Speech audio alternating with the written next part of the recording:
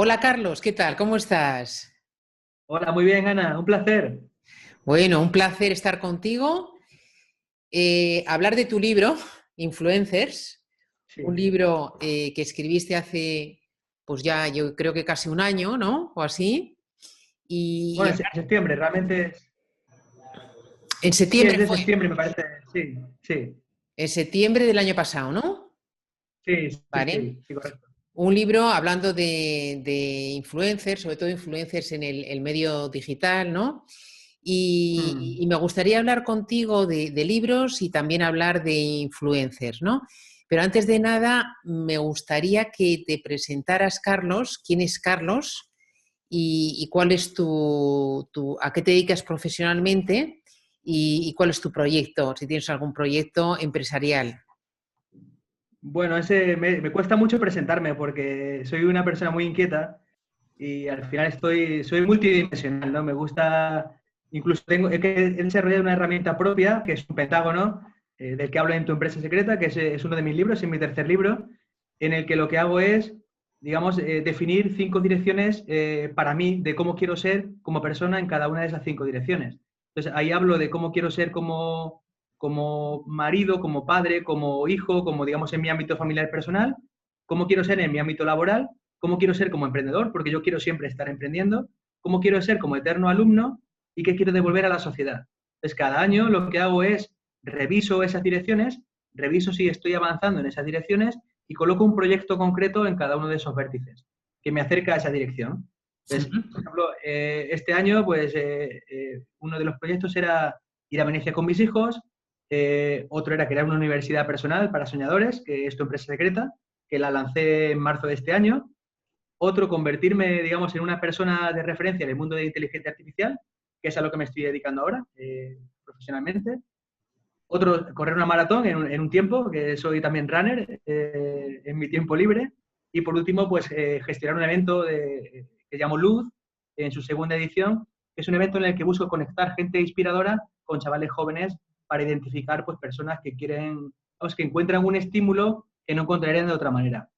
Entonces, al final, soy un ser intersecto, ¿no? Entre un filósofo, porque estudié filosofía también, hice un doctorado también en pensamiento en la India, también hice un doctorado en inteligencia artificial, me he formado mucho en management, en IS, en IE, en Hudson, he hecho un montón de cosas y siempre estoy haciendo cosas. Entonces, yo creo en la intersección, creo en la polimatía, creo en la mezcla entre humanidades y tecnología y estoy siempre ahí trabajando en esas intersecciones, ¿no? Qué bueno, qué interesante, Carlos, ¿eh? Qué interesante todo lo que haces. Se resume en Y inquieto, al final, en sí, inquieto. eres Profundamente inquieto. hiperactivo. Hiperactivo e Está inquieto. muy bien esa herramientita porque te he visto el dibujo. Está muy Sí, bien un dibujito que tú utilizas para esas cinco, digamos, lo que has explicado tú, ¿no? Las cinco, digamos, dimensiones. compromisos, ¿no? A nivel personal, trabajo, ta, ta, ta.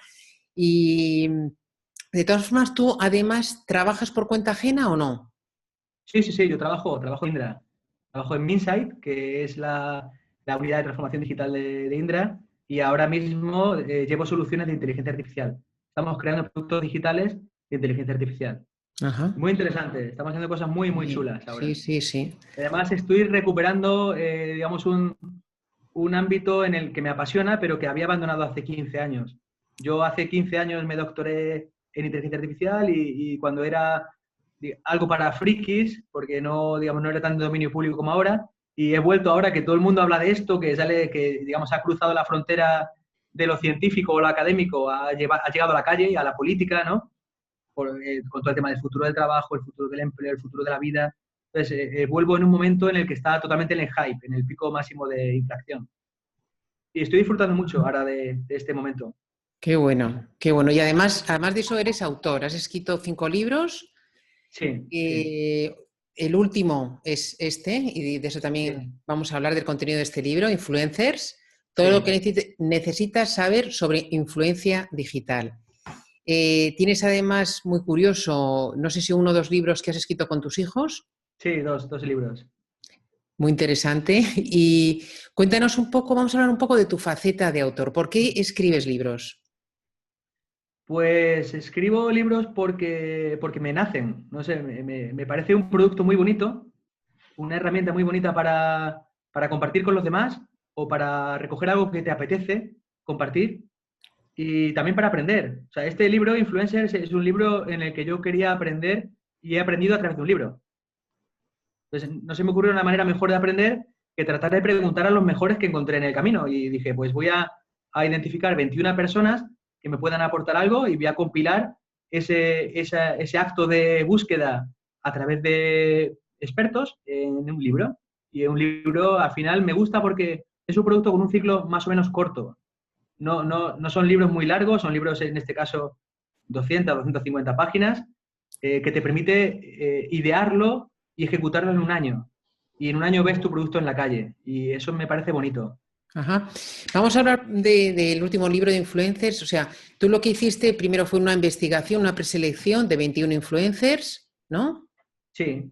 Bueno, fueron ocurriendo. Fueron ocurriendo. Lo primero que hice fue, como autor, yo he escrito libros de empresa, uno de creatividad, otro de emprendimiento, de influencia, y luego 2 sobre el sentido de la vida. He ido alternando el estilo, ¿no? Y lo que te das cuenta como autor, que tú lo sabes muy bien, es que tienes que ser tu propio marketer.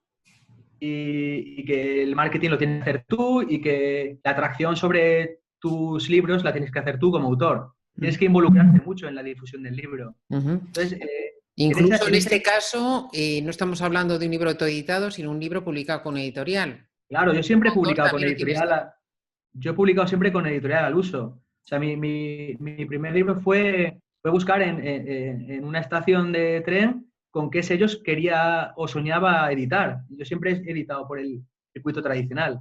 Porque me parece, es un poco más difícil en cuanto a que tienes que convencer a un editor, pero luego tienes otras ventajas también por ejemplo, mi libro se presentó en México el otro día, está en Costa Rica, está en Argentina, pues entras en un circuito comercial si el libro funciona de forma rápida, ¿no? Pero está bien, Carlos, esa puntualización que dices, que a pesar de que, aunque hayas editado con editorial, publicado con editorial, no te olvidas tú de hacer la promoción y doy fe, nunca. Porque he visto cómo haces, cómo lo haces. Entonces, lo digo porque hay escritores o hay autores que piensan que dejarlo todo en manos de editorial, la promoción y todo, y realmente eso no es así. Bueno, puedes tener suerte, pero un sello, incluso un sello pequeño, una editorial pequeña, pues te saca unos cuantos libros al mes. O sea, pensar que esa editorial va a seguir pensando en tu libro 4 meses más tarde con 20 libros en el mercado nuevos, pues es complicado. A no ser que el libro funcione muy, muy, muy bien, muy, muy rápido y que la editorial lo identifique como un bestseller temprano. Si eso no ocurre, en 3 o 4 meses tu libro deja de estar en punto de venta. Y bueno, hay que tener paciencia y hay que acompañar al libro en eventos, en medios de difusión, con impactos en prensa, continuamente. Bueno, y cómo, volviendo al libro de influencers, ¿cómo lo escribiste? O sea, cuéntanos un poquito cómo fue el proceso. Pues primero pregunté a Kevin Kelly por una teoría que es la tesis de los 1000 fans verdaderos, que Kevin Kelly escribe en 2008 y me resultó muy atractiva para autores porque puede hacer pensar a un autor que con 1000 lectores puede ser suficiente para crear un estilo de vida en torno a un libro como producto y a productos derivados que puede tener ese libro, como puede ser coaching, mentoring, cualquier tipo de training, infoproductos, ¿no? Derivadas de un autor con un modelo de negocio de autor.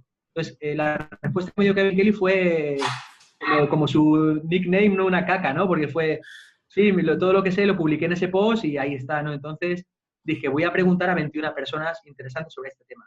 Y empecé a preguntar y empecé a identificar personas.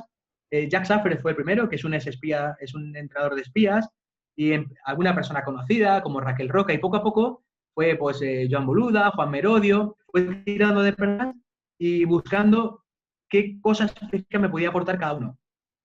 A lo mejor uno era futuro, otro era comunicación, otro era influencia, otro era... Cada uno representaba un elemento que fui conectando como si fuera conectando los puntos para definir lo que consideraba que era el camino crítico de la influencia. Es un camino crítico a través de 21 personas en el que empieza, digamos, siendo consciente de que para influir hay que generar confianza y para generar confianza hay que ser íntegro, digamos, hay que ser íntegro como persona y que al final tienes que buscar provocar un impacto positivo en los demás. Tienes que influir para cambiar el mundo, ¿no? Y en ese itinerario hay un montón de elementos y un montón de conversaciones con gente como tú, que estás en el libro también, ¿no? O Silvia, o Andy Stallman, o un montón de gente muy, muy chula, ¿no? ¿Y a la hora de ponerte a escribir, cómo hacías? ¿Reservabas unas horas al día o fue algo muy intenso durante unos meses o un mes? ¿O cómo fue el proceso? Fue más o menos, yo confío en mi subconsciente, entonces yo como soy hiperactivo, pues tengo que intentar que mi subconsciente trabaje para mí, ¿no? Entonces lo que hago es, pienso con intensidad en un tema, por ejemplo, imagínate, voy a hablar contigo, pienso en tu entrevista y sé que tu entrevista se va a ir haciendo sola mientras conduzco o mientras corro. Entonces luego lo que hago es, cada mañana me levanto temprano, a las 6, 6:30, y lo que hacía era, en media hora, descargar lo que ya se había ido generando en background, en mi subconsciente. Entonces, he trabajado en pequeños slots. Y luego, como era muy asíncrono también, pues imagínate, yo quiero hablar con Joan Boluda, pienso mientras corro qué le voy a preguntar, al día siguiente lo transcribo, se lo mando y me contesta.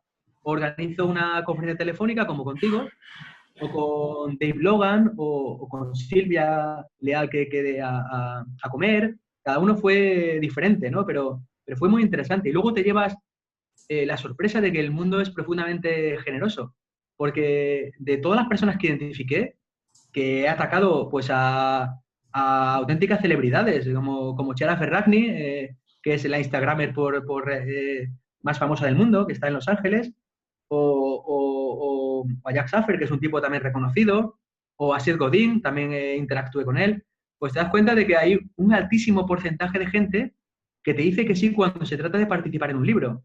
Sobre todo si tienes cierta credibilidad como autor. Si has publicado, si hay evidencias digitales de que eres una persona seria, porque tienes activos, y siempre hablo de activos digitales, pueden encontrarte, pueden ver cosas tuyas, pueden verte hablando en una conferencia, pueden ver que tienes libros, pueden ver que esos libros han salido en la tele, han salido en periódicos, y les dices, voy a sacar un libro en esta fecha, con este sello, y participan estas personas, muchas personas se suben sin conocerte. Ujú. Y sobre todo En si se lo concreto, pones, si se lo pones 21 fácil. de 29, o sea, como un 70 y pico por ciento de éxito en cuanto a acercarte a un desconocido, decirle qué quieres hacer, y 70 y pico por ciento te dice que sí, que quiere participar en tu libro. Me parece alucinante. No, no, es increíble y también yo creo que es importante ponerlo fácil, ¿no? En tu caso, por ejemplo, lo pusiste fácil porque puede haber gente que te mande un cuestionario con 100 preguntas que no sabes ni quién es y que tienes que cumplimentarlo, ¿no? Por ejemplo, en tu caso, yo sé, por ejemplo, a mí me hiciste una entrevista es muy agradable, además, se notaba que eres una persona que te preparabas la entrevista, o sea, conocías ya bastante bien el tema y eso se agradece muchísimo y, y lo hiciste fácil, una cosa que fue por teléfono que luego tú tendrías que trabajar, ¿no? No sé con los demás cómo lo harías, ¿no? Pero yo creo que ponerlo fácil es también importante y luego prepararse las cosas, ¿no? Porque, pero bueno, es interesante Tiene que que... ser algo personal, o sea, ponerlo fácil también tiene que ver con cuando yo cuento con alguien para el libro, es por algo en concreto que quiero que ella represente, que esa persona represente, ¿no? Pues en tu caso, por ejemplo, es influir a través de un libro. Es algo muy concreto en lo que tú eres muy buena, eres relevante, has trabajado. Es fácil para mí explicarte qué necesito de ti y es fácil contarte cómo le veo sentido a que participes y cómo encajas en el contexto. Eso quizás ha sido lo bonito, ¿no? Ujú, sí, sí. Y pues vamos a hablar un poquito ya de lo que es el contenido, ¿no? Lo que tú has recopilado y lo que has podido aprender, ¿no? Entrevistando a 21 influencers. Eh, ¿Cuáles son los requisitos para ser un influencer? O sea, ¿qué te han contado eh, respecto a esto? Por ejemplo, a mí me llamó mucho la atención y estoy totalmente de acuerdo, cada vez estoy más. Algo que te dijo, yo lo he visto muy repetido, ¿no? A lo largo de la entrevista, pero bueno, como la primera entrevista, que es súper interesante, es hasta a una persona que trabajó para el FBI, ¿no? Y Ujú. dice, una de las características era la integridad, ¿no? Sí. Entonces, Bueno, se habla de integridad en dos sitios, ¿no? En los dos primeros capítulos. Uno es un militar que habla de la integridad y por eso quise empezar con la integridad. Y luego Jack Saffer habla también de cómo influir a los demás y cómo convertirte en alguien familiar para los demás. Entonces, al final, digamos, hay una manera de influir sana y una manera de influir insana, y las reglas que funcionan para ambas son las mismas. Y es a veces difícil discernir si la influencia es sana o insana. Lo que yo digo en el libro es, si quieres convertirte en una persona influyente, quieres que sea sostenible, es mejor que lo hagas desde la integridad, desde ser buena persona. Porque la gente se siente más cómoda siguiendo a buenas personas. Aparte tienen que saber cosas, pero es mejor que sean buenas personas. Entonces, he tocado un montón de puntos que tienen que ver con esto, y sobre todo desmitificar el tema de que un influencer es una persona que tiene que tener cientos de miles de seguidores. No tiene por qué ser así. Pueden ser unos cuantos cientos. Lo que tienes que, sobre todo, es hay 5 elementos que resumen, como ya sabes que mi afición a los pentágonos, ¿no? Hay un tema de nicho, de foco. El nicho no tiene, el nicho puede a su vez ser una intersección, pero tiene que ser un elemento, una parcela pequeña de conocimiento. Yo no creo en los perfiles muy generalistas. Tiene que ser un nicho concreto.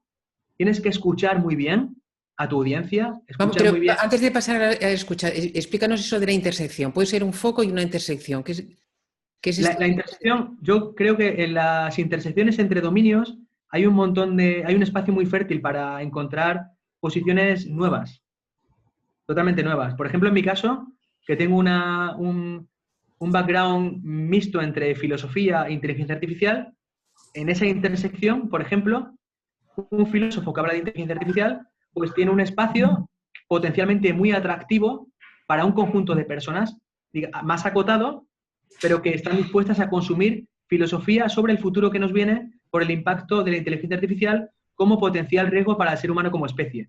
Eso es una intersección. ¿Vale? Es el posicionamiento, por ejemplo, de Ray Kurzweil con sus libros, pues Cómo crear una mente, o La singularidad está cerca.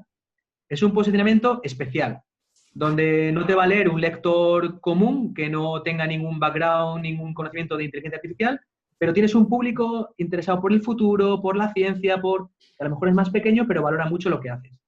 Eso llamo intersección. Vale, es muy interesante eso que mencionas. No lo había escuchado todavía. Me parece muy interesante. Eso, bueno, entonces, estamos con el foco. Foco, aunque sea una intersección o intersección polímata, porque destacas en varias ramas de conocimiento y eso ya te hace especial. Una posición especial. Porque ahí hablando como Tom Peters, ¿no? Cuando todo es homogéneo, especial siempre es la respuesta. Tienes que encontrar esa posición especial. Luego tienes que escuchar mucho. Y escuchar no solo a tu audiencia, sino escuchar a las personas más relevantes del sector. Que hoy es posible con Twitter, con LinkedIn, con todos los canales, es posible estar comunicado con el que más sabe en el mundo de lo que a ti te interesa. Y hay que escuchar muy atentamente. Luego hay que exhibirse. No vale con no mostrarse. Tienes que mostrarte como persona, como ser humano, como experto. Tienes que compartir lo que sabes abiertamente en un podcast, en un canal de YouTube, en un blog, en el post de LinkedIn, en cualquier lugar, o en Instagram. Tienes que mostrar qué es eso que sabes hacer, que te hace interesante, te hace relevante en tu materia, con todos los riesgos que exhibirse supone, ¿no? Hablaba con Isabel Martínez, que es una Instagram muy reconocida, que hace auténticas obras de arte fotográficas, y a ella, digamos, la casualidad y la suerte la llamó porque alguien se fijó en su perfil de Instagram, en sus fotos tan especiales. Pero si no las expones en ningún sitio, nadie las va a encontrar. Hay que dar y exhibirte. Es algo que todo está cambiando y a todos nos ha costado mostrarnos, y especialmente en el mundo de los autores y escritores, hay un colectivo importante que les cuesta bastante esta exhibición. Pero realmente, si lo que quieres es ponerte en contacto con tu audiencia, con tus seguidores, con tus lectores, o sea... Oye, ¿Cuántos autores Ana, cuántos autores conoces que están escribiendo un libro hace décadas que sigue estando en su disco duro? Por ir al mundo de los escritores, ¿no? Porque al final... Eso es otra. Escribir un libro es desnudarte emocionalmente, es exponerte a que la gente lo critique, a que a la gente no le guste, y a veces prefieres que esté cómodamente en tu disco duro. Y hay mucha gente que, jo, pues a mí me gusta mucho escribir, estoy escribiendo un libro, ¿desde cuándo? Desde el 2008, ¿y a qué esperas para compartirlo, para publicarlo, para autoeditarlo, para sacarlo por entregas, Mira, para hablar de él? escuchando a la audiencia, que es una cosa que acabas tú de comentar y a mí me parece clave, clave, porque muchas veces nosotros pensamos que la audiencia la conoces y luego te sorprende, ¿no? Yo hace tiempo pregunté a mis suscriptores, además les hice un regalito para que de verdad contestaran, ¿no? Y contestaron bastantes cuál era la principal barrera para no escribir un libro, ¿sabes?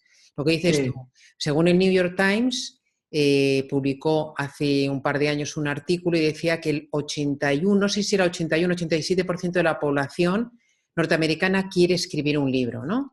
Pero solo un 1% llega a hacerlo, que es un poco lo que estabas comentando tú. Entonces, mm, yo quería saber por qué la gente no escribe un libro.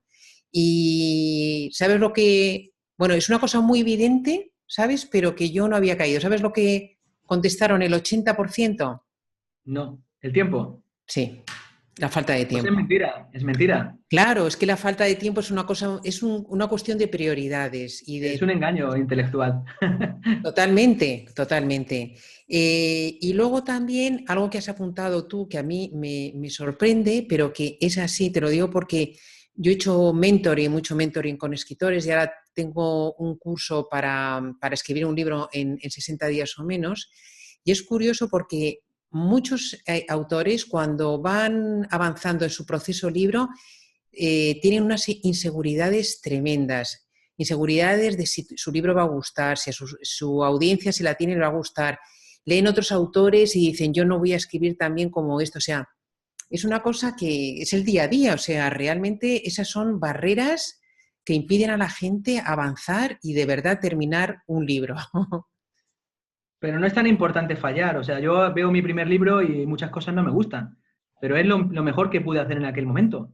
Luego hay otros que me gustan más y cada vez lo haré mejor, pero no lo haré mejor si no lo intento y si no tengo feedback. Y el feedback te lo da el entorno, te lo dan las ventas, te lo da la difusión, te lo dan un montón de elementos. Y hay que hacer las cosas aunque sea mal y Ujú, aunque te dé vergüenza.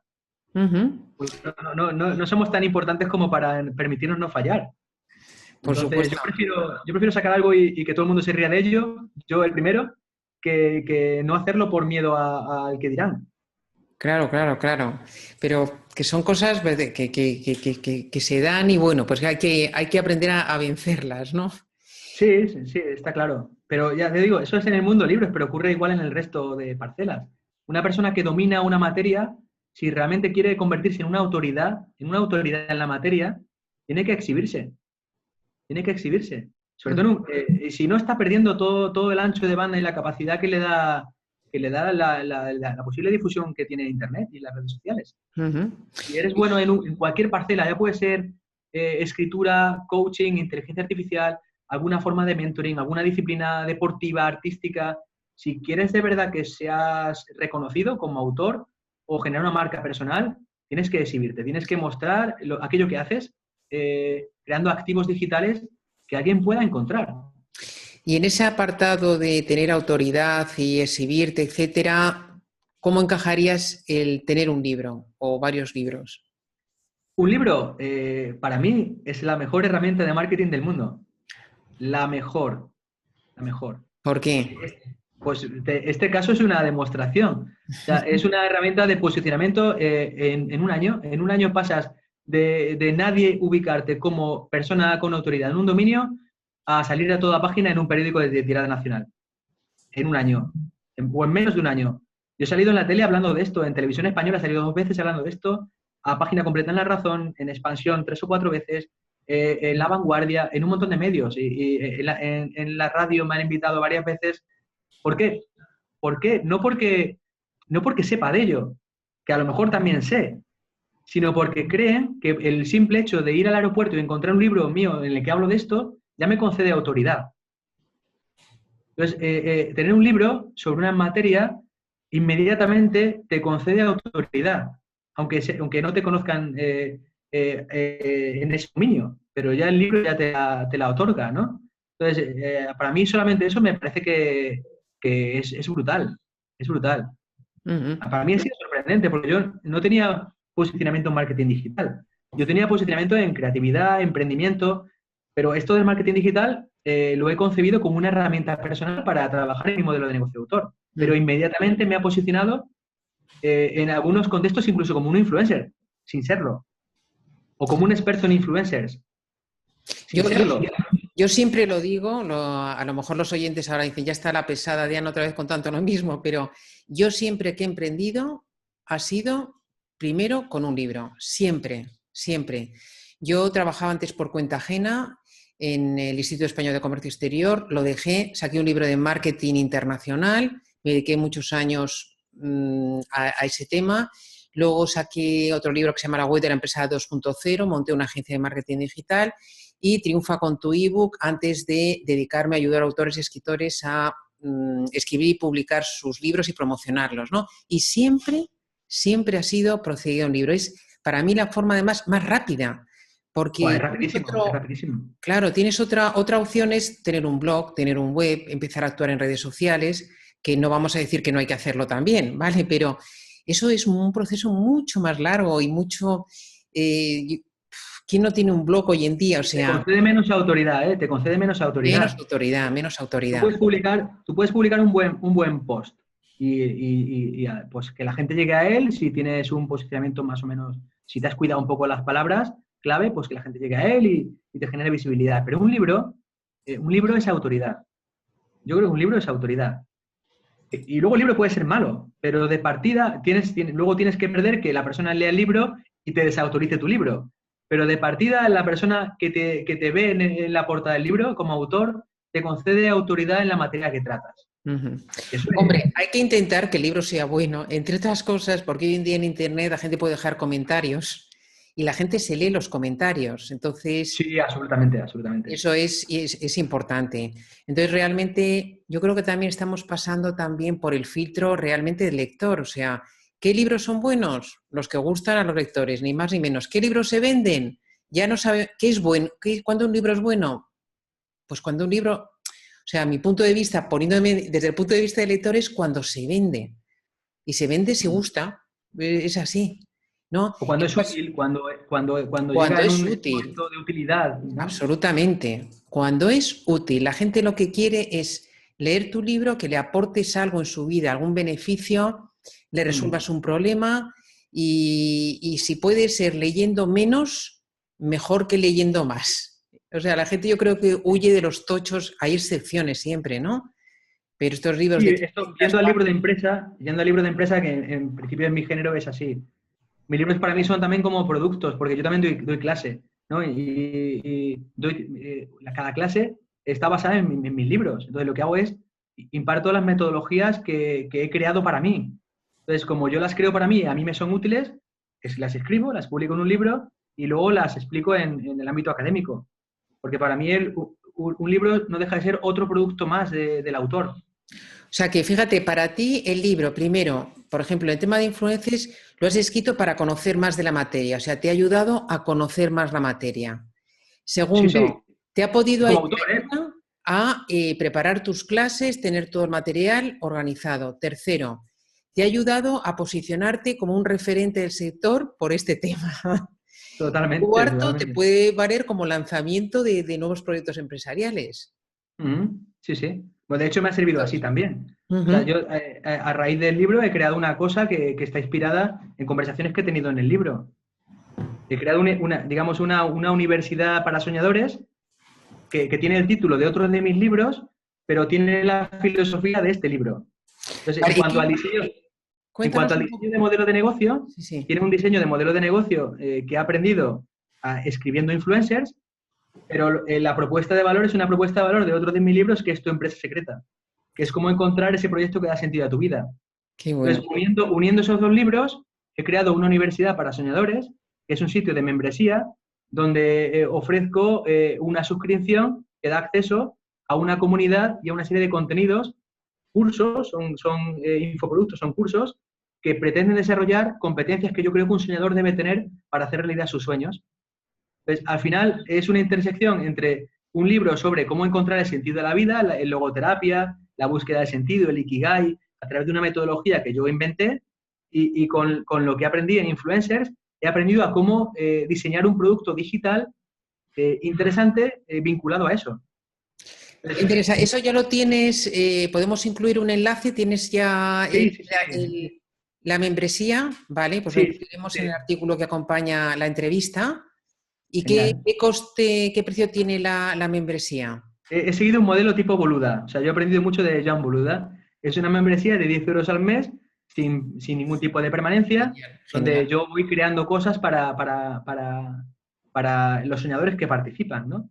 Es una plataforma, no solamente es un poco distinto porque yo quiero crear comunidad, creo que la comunidad es muy importante, quiero una comunidad de soñadores que alimente los sueños de los demás, o sea, el concepto de comunidad que otras membresías no tienen, yo lo incorporé a esta, tiene una red social privada y luego tiene una serie de contenidos, pero muy prácticos y muy específicos para implementar un sistema de gestión de sueños. Digamos, porque yo creo que soñar no sirve de nada si no haces nada con tus sueños. Y para hacer algo con tus sueños, los tienes que convertir en proyectos. Y alguien tiene que enseñarte a convertirlos en proyectos y yo comparto cómo lo hago yo, cómo convierto un sueño en proyecto y cómo trabajo para hacerlo realidad. Súper interesante, Entonces, Carlos. es un híbrido entre dos libros y lo que aprendí en los dos. Al final, fíjate las vueltas que puede dar un libro. Qué bueno. Un libro se convierte, no solo en lo que tú decías, en un producto de posicionamiento, en una herramienta de aprendizaje, en sesiones de máster, que para mí mis libros son productos de docentes, e incluso en una plataforma digital que implemente un modelo de negocio para ofrecer servicios en torno al libro. Qué bueno, muy interesante esa Universidad de los Sueños. Pues para ir terminando, Carlos, vamos a ir a la sección de favoritos para que nos cuentes cuál es tu libro favorito. Vale, pues es difícil, ¿eh? El libro favorito, sobre todo si no puedo elegir los míos. Pero hay un libro que me gusta mucho, Murakami. Murakami me gusta esa imaginación que tiene, digamos, el escritor japonés, ¿no? Y Murakami para mí fue un gran descubrimiento y lo descubrí con Kafka en la orilla. Y es un libro que me he leído muchas veces y no me canso de leer. Te diría Kafka en la orilla. Uh-huh. Y la herramienta digital. Tengo muchos libros. Me gusta mucho Zaratustra de Nietzsche, me gustan libros también de filosóficos, pero si tuviera que decir un libro de novela, te diría Kafka en la orilla. Fenomenal. ¿Y tu herramienta digital favorita? Mi herramienta digital favorita creo que es Evernote. Evernote es la manera en que implemento mi metodología de gestión de sueños. Y en Evernote tengo todo. Tengo todos mis proyectos, todas mis ideas, todas las cosas que he hecho, que quiero hacer. Tengo como siempre entre 700 y 900 acciones pendientes almacenadas en Evernote, vigentes. Entonces, Evernote es mi herramienta de gestión favorita. Ahora que hablamos de Evernote y estoy pensando en contenidos, cada vez que tienes algún proyecto o un libro, hay cantidad de contenidos, ¿cómo organizas tú, por curiosidad, la estructura de un libro? El de influencers es más fácil porque son entrevistas, ¿no? Pero para los otros libros, ¿cómo te has organizado ¿Haces un mapa mental? ¿Pones post? Por ejemplo, en tu empresa secreta, yo soy muy fan de la memoria, del arte de la memoria, de la mnemotecnia, del poder de los símbolos y los diagramas. Y por ejemplo, el influencer es así, porque son 21, que es un número, que no es 22 ni es 20 porque me gusta más el 21 que el 22 y el 20. Todo es muy simbólico, ¿no? Entonces, en ese caso es una organización simbólica con un principio, un fin y unos ingredientes. En tu empresa secreta, al final es un mapa de conductor, un mapa con una serie de elementos que se corresponden con un capítulo. Pues el corazón, la cantimplora, las gafas, el perro, la mochila, la antorcha.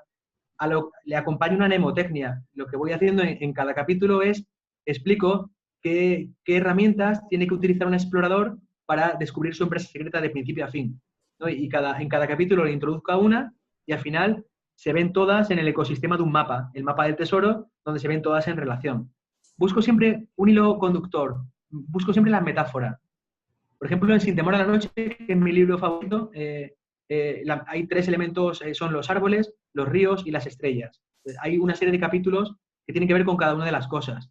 Los árboles es eso que te conecta con los demás, los ríos es vivir con intensidad y las estrellas es siempre mirar al futuro con ilusión y con admiración. Entonces, Al final siempre hay un trasfondo simbólico para mí, que va emergiendo, ¿eh? No siempre es fijo, va Sí, sí, sí, emergiendo. sí, sí, sí.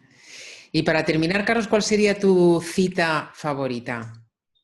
Mi cita favorita es una de Nietzsche, que dice que tiene que haber dentro de uno mismo un caos para dar a luz una estrella fugaz. O sea, la estrella al final nace del caos. Entonces, lo que siempre digo es, si hay en ti un caos, no te asustes porque puede que esté naciendo una estrella.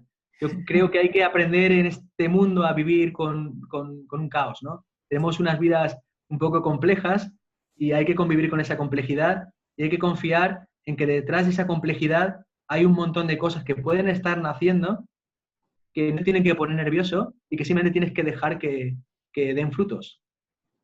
Entonces el caos para mí es una herramienta. Y esa frase de Nietzsche me parece muy, muy potente. Ujú. Muy bien. El caos y la estrella. El caos y del caos a la estrella, eso es lo que Y tenemos que lo conseguir. cuento en una conferencia, lo cuento en una TED Talk que hice en Alcobendas, en el TED de Alcobendas. Hablo del caos y la estrella. Ajá. Me parece muy chulo ese tránsito. Sí, ese tránsito, porque tiene que haber un tránsito y a lo mejor no es casualidad, a lo mejor tú tienes que poner algo de tu parte para sacar esa Sí, estrella, ¿no? exactamente. El caos no siempre es una estrella, ¿eh? Pero a veces sí. Entonces, cuando te encuentres en el caos, no tiene siempre por qué salir bien, Sí. pero puede ser una herramienta. Siempre que hay una estrella, lo que está claro es que siempre la estrella nace del caos. O sea, y en el proceso creativo es así, de un proceso de gran confusión, al final acaba naciendo algo. Entonces, es un itinerario en el que no ves la estrella durante mucho tiempo, pero si caminas hacia ella, con seguridad y con determinación, al final la estrella casi siempre está. Y con Yo, determinación, yo creo que eso también es importante, ¿no? sobre todo para autores, ya sabes, ¿no? Sí, sí, sí, Hay que sí. ir trabajando despacio Sí. Es y muy con la fácil mirada, abandonar, es muy fácil quejarte de tal, pero yo creo que al final esa estrellita sale si también tú te empeñas en ello, ¿no? por A pesar de supuesto. ese caos. Hay que estar comprometido, hay que estar Sí, profundamente sí, sí. comprometido. Mm. Bueno, Carlos, pues nada, muchísimas gracias por estar en Triunfa con tu libro y Un nada, mucho placer. éxito con todos esos muchísimos proyectos que tienes tan innovadores y tan de hoy en día. Que bueno, te iremos siguiendo, ¿eh? Te iremos siguiendo y muy interesante el proyecto, bueno, proyecto ya que es una realidad, que es la universidad esa del sueño. Muy bien, Ana. Un placer y siempre charlar contigo y te sigo escuchando en el podcast. Bueno, pues te escucharemos a ti Muy bien. próximamente. Hasta luego, Carlos.